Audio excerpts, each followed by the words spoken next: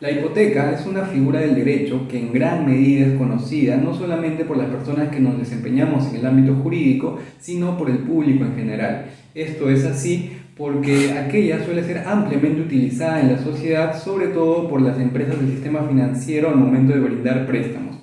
Jurídicamente, la hipoteca forma parte de los denominados derechos reales de garantía y consiste en que una persona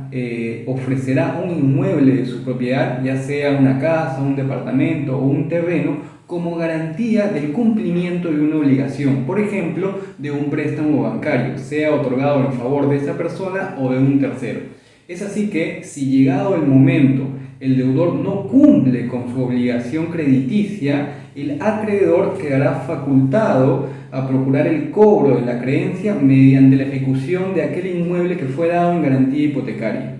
Como se evidencia de lo explicado, la hipoteca de alguna manera tiene un carácter accesorio respecto de una obligación de crédito principal. Es así que va a depender de la existencia de esta obligación de crédito principal. Y si esta obligación de crédito llega a extinguirse, por ejemplo, cuando la deuda es pagada, la hipoteca debería de seguir el mismo camino. Como mencioné al inicio, la hipoteca suele tener una gran importancia debido a que es ampliamente utilizada en nuestra sociedad. Ello se evidencia, por ejemplo, si revisamos el boletín estadístico emitido por la SUNAT el pasado mes de agosto del 2021, donde se informa que entre enero y julio del 2021 se registraron un total de 53.159 hipotecas, lo que representa un crecimiento del 65.91% de hipotecas registradas respecto del mismo periodo en el año 2020. Todo ello refuerza la idea de que la hipoteca es una figura importante, no solamente para abogados, sino para la sociedad en general, de la cual debemos estar debidamente informados. Los derechos del acreedor hipotecario, es decir, de la persona en cuyo favor se ha constituido una hipoteca, se encuentran previstos en el artículo 1097 del Código Civil y son tres: el derecho de persecución, el derecho de preferencia y el derecho de venta. En cuanto al derecho de persecución, este se entiende si tomamos en cuenta que la constitución de una hipoteca no determina que el titular del inmueble pierda la posesión del bien. En efecto, el titular puede mantenerla. Tampoco determina que el titular no pueda transferir ese bien a favor de otras personas. En efecto, sí puede transferir el inmueble a favor de otras personas, es decir, sí puede vender el inmueble a favor de otras personas. Sin embargo, pese a estos actos de disposición, la hipoteca se va a mantener, va a subsistir porque estará inscrita en la partida registral del inmueble. Ello quiere decir que si en determinado momento el acreedor hipotecario necesita ejecutar el inmueble, sacarlo a remate para cobrar su acreencia, podrá hacerlo independientemente de quién sea el nuevo titular del inmueble. En cuanto al derecho de preferencia, este se entiende si tomamos en cuenta que, si bien es cierto, mi deudor puede haber constituido una hipoteca a mi favor para garantizar la deuda que tiene conmigo, sin embargo, el deudor también puede tener obligaciones frente a otros acreedores, otras deudas que tiene que pagar. El derecho de preferencia lo que va a determinar es que el acreedor hipotecario va a poder hacer el cobro preferente, es decir, el cobro anterior, el cobro de manera previa, antes que otros acreedores no hipotecarios al momento en el que el bien es ejecutado. Y luego, finalmente, el derecho de venta, que básicamente es el derecho que tiene el acreedor hipotecario de llevar a ejecución el bien mediante un proceso judicial que culminará con el remate del inmueble, y con lo que resulte de este remate o de esta venta del inmueble, el acreedor hipotecario podrá cobrar su acreencia.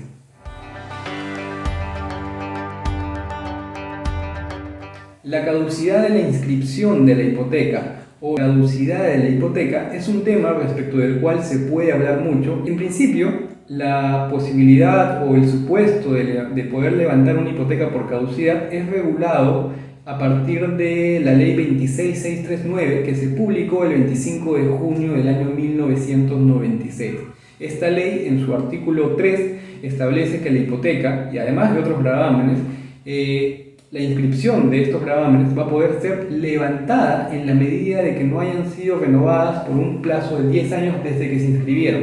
Y concretamente, tratándose de obligaciones que garantizan créditos, como lo son pues la hipoteca, el plazo tendrá que ser contabilizado desde el momento del vencimiento del crédito, es decir, desde el momento en que se hizo exigible el crédito.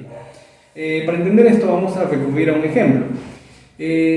Si yo en el año 2009 contraje una obligación y constituí una hipoteca a favor de mi acreedor en ese año 2009 para garantizar el cumplimiento de una obligación de un préstamo que se hizo exigible desde el año 2010, es decir, que yo, deudor, desde el año 2010 estaba obligado a cancelar ese préstamo, y sucede que pasan los años, llegamos al año 2019, 2020, 2021, y a pesar de ello, la hipoteca se ha mantenido en el registro público. Entonces yo, deudor, voy a poder solicitar en el año 2021, 2022, pues que esa hipoteca sea levantada. Y una vez que yo solicite ello ante el registrador público, el registrador lo que hará es verificar si efectivamente se ha cumplido con el presupuesto para aplicar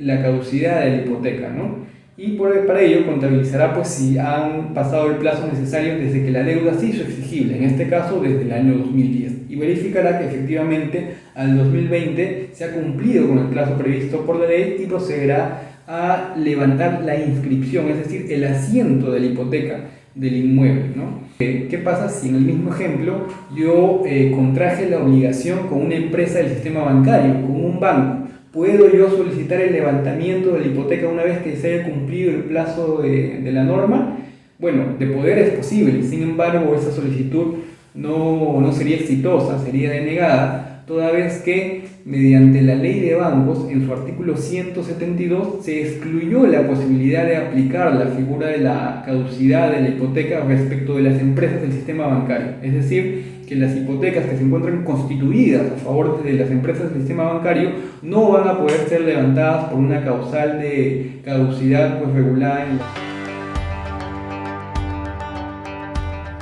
Finalmente, y como contrapartida a la caducidad de la hipoteca y en aras de proteger los intereses del acreedor hipotecario, tenemos a la figura de la renovación de la hipoteca, que se encuentra regulada en el artículo 125 del Reglamento de Inscripciones del Registro de Predios.